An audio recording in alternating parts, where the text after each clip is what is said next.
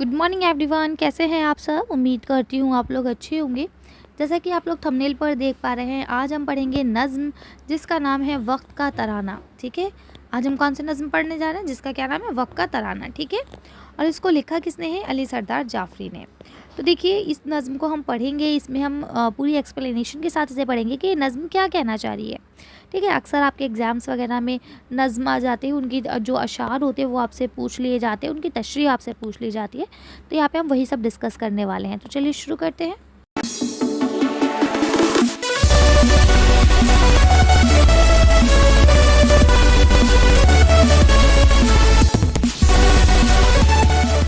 नज़्म वक्त का तराना। देखिए, इसको शुरू करने से पहले मैं आपको एक बात बता दूं कि भाई ये जो नज़्म है इनकी वक्त का तराना, ये एक तवील नज़्म है। ठीक है, जिसमें 8 अज्जा हैं। ठीक है, यानी इसके 8 बड़े बड़े टुकड़े हैं। ठीक है, और हर टुकड़े का एक अपना उन्वान है, यानी एक उसका अपना टाइटल है। मेन नज़्म का नाम तो वक्त का तराना है। ठीक है, लेकिन इसको भी ना अलग अलग हिस्सों में बांटा गया है। कितने? 8 हिस्सों में बांटा गया है। ठीक है, तो अब 8 हिस्सों में क्या है, पहला जो हिस्सा है उसे हर्फ अव्वल कहा गया है, और जो आखिरी है उसे क्या कहा गया है, हर्फ आखिर कहा गया है। ठीक है, अब कितने बचे? अब 2 तो निकल गए, अब बचे 6, है ना। तो अब बीच में जो है उसे पहली तस्वीर, दूसरी तस्वीर, तीसरी तस्वीर, है ना, इस तरह से नाम दिया गया है। ठीक, अब जो ये हिस्सा यहाँ से आपको पढ़ना है, ये आपका चौथी तस्वीर में से लिया गया है। किस में से लिया गया है? चौथी तस्वीर। ठीक है, अब आप ये याद रखिएगा, क्योंकि जब आपको तशरीह आती है या मरकज़ी ख़याल या नज़्म का ख़ुलासा आता है तो आपको ये थोड़ी सी बेसिक नॉलेज होनी चाहिए। ठीक है, तो अब आपको पता चला ये पूरी एक बहुत लंबी सी नज़्म है जो 8 हिस्सों में बटी हुई है। ठीक है, जिसका पहले हिस्से का नाम क्या है, हर्फ अव्वल, और आखिरी का क्या नाम है, हर्फ आखिर। ठीक है, और बीच में जो 6 जुज़ बचते हैं उनका क्या नाम है, पहली तस्वीर, पहले जुज़ का नाम हो गया, दूसरी तस्वीर, दूसरे जुज़ का नाम हो गया। ठीक है, और आपकी जो नज़्म में शामिल है, ये जो निसाब में शामिल की गई है वक्त का तराना, ये चौथी तस्वीर है। ठीक है, तो आज हम वक्त के तराने की चौथी तस्वीर पढ़ने जा रहे हैं। तो चलिए इसको शुरू करते हैं। इसे हम एक एक बंद को पढ़ेंगे, फिर एक एक बंद की तशरीह करेंगे। ठीक है, चलिए तो पढ़ते हैं।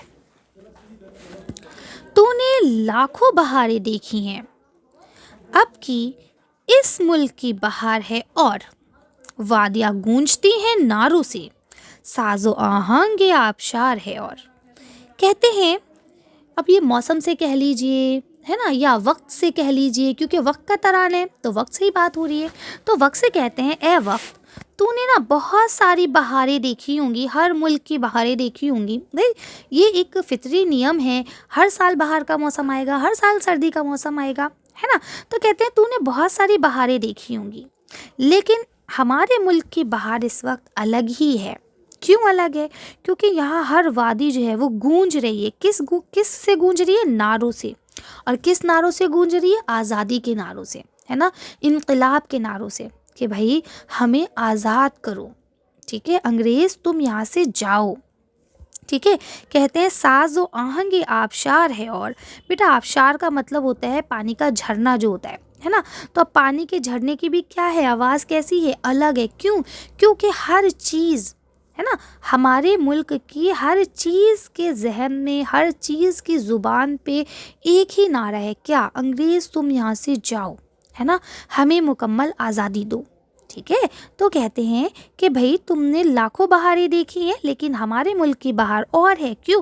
क्योंकि यहाँ हर वक्त नारा लग रहा है कि भाई अंग्रेज़ जाओ, हमें आज़ादी दो। राइट, चलिए दूसरा पढ़ते हैं।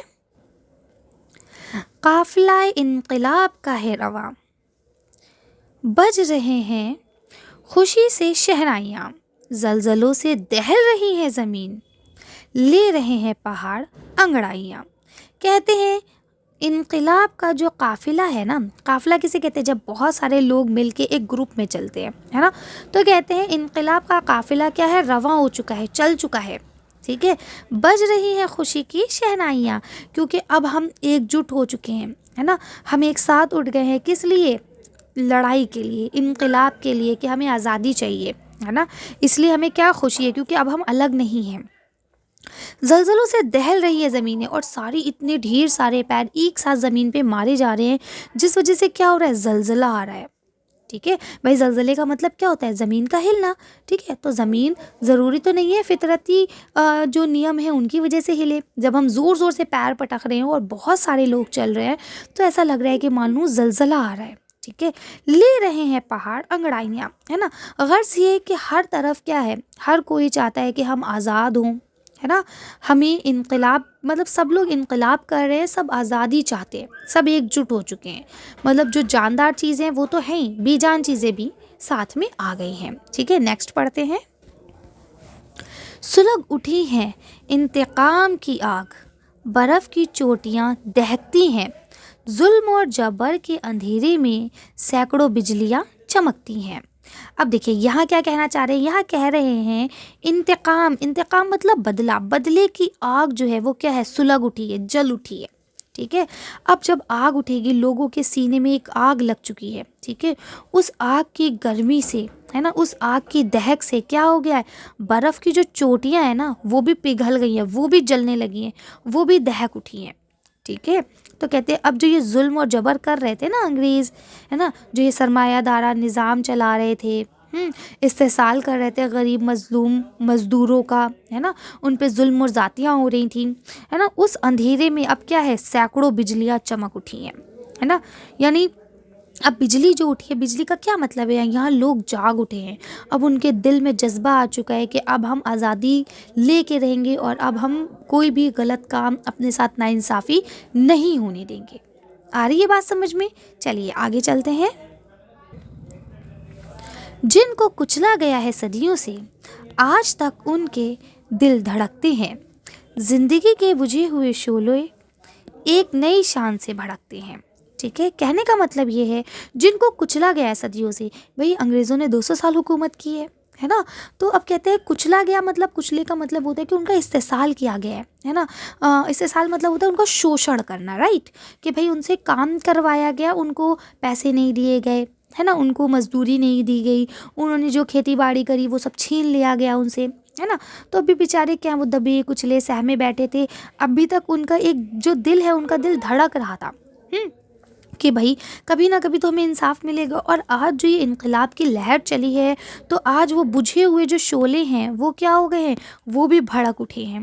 ان کے اندر بھی جذبہ آ گیا ہے، ان کے اندر بھی ہمت آ گئی ہے کہ ہمیں کیا کرنا ہے، انگریزوں سے مقابلہ کرنا ہے اور اپنے آپ کو اس غلامی سے آزاد کرانا ہے نا، اپنے دیش کو، اپنے ملک کو آزاد کروانا ہے. ٹھیک ہے، چلیے آگے چلتے ہیں. فصل کے ساتھ ساتھ کھیتوں سے اگ رہی ہے بغاوت کی سپاہ، جگمگاتی ہے عدل کی شمشیر، مل سکے گی نہ ظالموں کو پناہ. دیکھیے کھیت میں کیا ہوتا ہے، کھیت میں فصل اگتی ہے، لیکن اس بار صرف فصل نہیں اگ رہی ہے، اس بار کھیتوں میں کیا ہے، بغاوت کے سپاہی اگ رہے ہیں، ہے نا. ایسے سپاہی جو کیا کریں گے، بغاوت کریں گے. اچھا دیکھیے کھیتوں میں کون کام کرتا ہے، کسان، ہے نا، کسان آدمی ہے. تو یعنی یہاں پہ جو وہ سپاہی ہیں وہ کون ہے، وہی کسان ہیں آپ کے. ٹھیک ہے، اب کیا ہے، عدل مطلب ہوتا ہے انصاف، ہے نا. جگمگاتی ہے عدل کی شمشیر، شمشیر مطلب ہوتا ہے تلوار. ٹھیک ہے، اب کیا ہے، جو انصاف کی تلوار ہے وہ چمک اٹھی ہے. اور جب انصاف کی تلوار چمک اٹھتی ہے تو آپ کے ظالموں کو پناہ نہیں ملتی، ہے نا.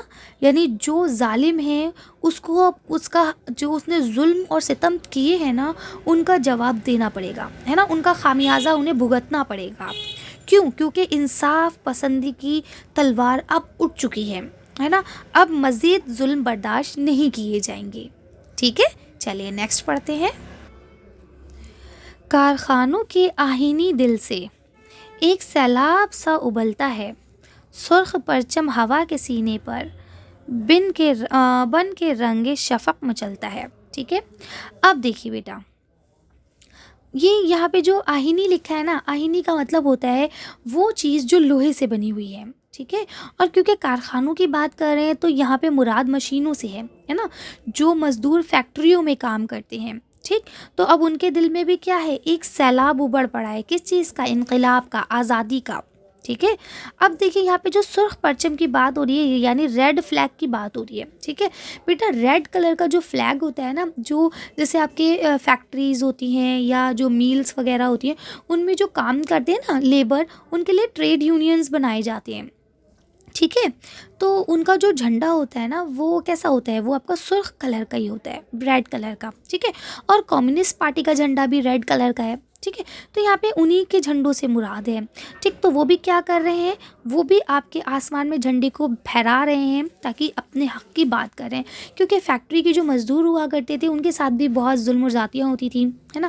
مشینیں خراب سراب ہیں, ان کو چلایا دیا جاتا تھا تاکہ جو ہے اسے بدلتے نہیں تھے, کیونکہ وہ ان کے جو پرزے وغیرہ ہوا کرتے تھے, جو پارٹس ہوا کرتے تھے, وہ بہت کاسٹلی ہوتے تھے, ہے نا. تو انہیں ایسا لگتا تھا کہ اگر ایک انسان کی زندگی چلی جائے گی نا تو وہ بہت سستی ہے, کیونکہ یہ تو ہندوستانی ہے نا, ان سے تو ہمیں کچھ لینا دینا ہے نہیں. تو وہ اپنی مشینوں کو خراب حالت میں بھی چھوڑ دیا کرتے تھے, اور ہندوستانی لوگ جو وہاں پہ کام کر رہے ہوتے تھے, جو مزدور, ان کی زندگی کا نا سودا کر لیا کرتے تھے. لوگوں کے ہاتھ کٹ جاتے تھے, پیر کٹ جاتے تھے, لیکن ان کو کوئی فرق نہیں پڑتا تھا. ٹھیک ہے.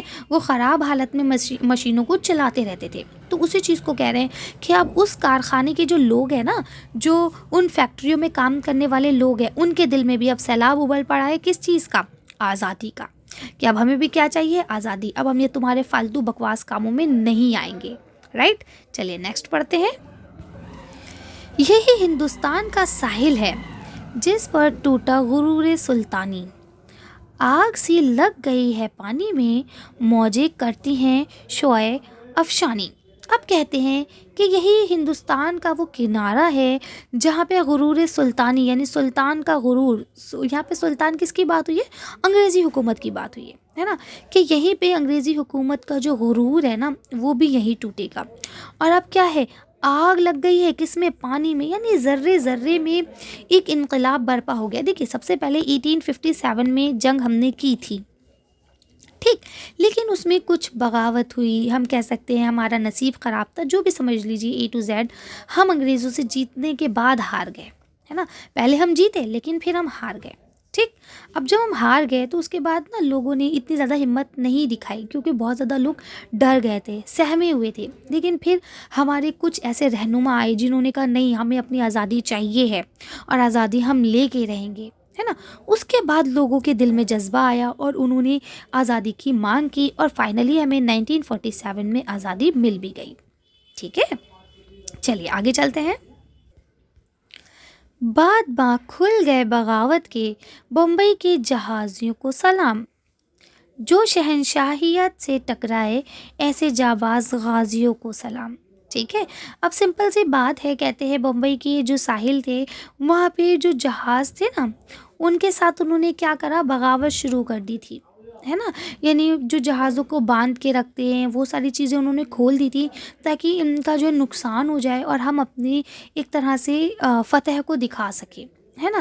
تو کہتے ہیں جنہوں نے بادشاہ کے خلاف آواز اٹھائی, بھائی وہ اس وقت حکمران ہیں, حکومت کر رہے ہیں, ہے نا. تو ایسے غازیوں کو جو جان کی بازی لگا کے اپنے ملک کو بچانا چاہ رہے ہیں, ان کو سلام. دیکھیے کچھ نظم میں کچھ بہت خاص موضوع نہیں ہے, یہ ٹوٹل آپ کی جو ہم کہہ سکتے ہیں پوری جو نظم ہے وہ آزادی سے ریلیٹڈ ہے نا. آزادی کے اوپر ہی بات ہو رہی ہے کہ ہمیں اپنی آزادی کس طرح سے لے کے رہنی ہے. ٹھیک ہے. اور پچھلے بند میں تھوڑی سی بات یہ رہ گئی تھی کہ بھائی آگ سی لگ گئی ہے پانی میں, ہے نا, موجیں کرتی ہیں شعائے افشائی. تو اس میں یہ کہنا چاہ رہے ہیں کہ بھائی پانی میں بھی اب آگ لگ گئی ہے نا. اور ایسا لگتا ہے کہ جو پانی کی موجیں آ رہی ہیں نا وہ پانی کی نہیں ہیں, وہ کس کی ہیں؟ آگ کی موجیں ہیں. ٹھیک ہے. چلیے نیکسٹ بند کو دیکھتے ہیں. دیدنی اہل شہر کا ہے شکوہ, گولیاں روکتے ہیں سینوں پر, لب پہ نعرہ نگاہ میں عزم جہاد, حریت ذوفگن جبینوں پر.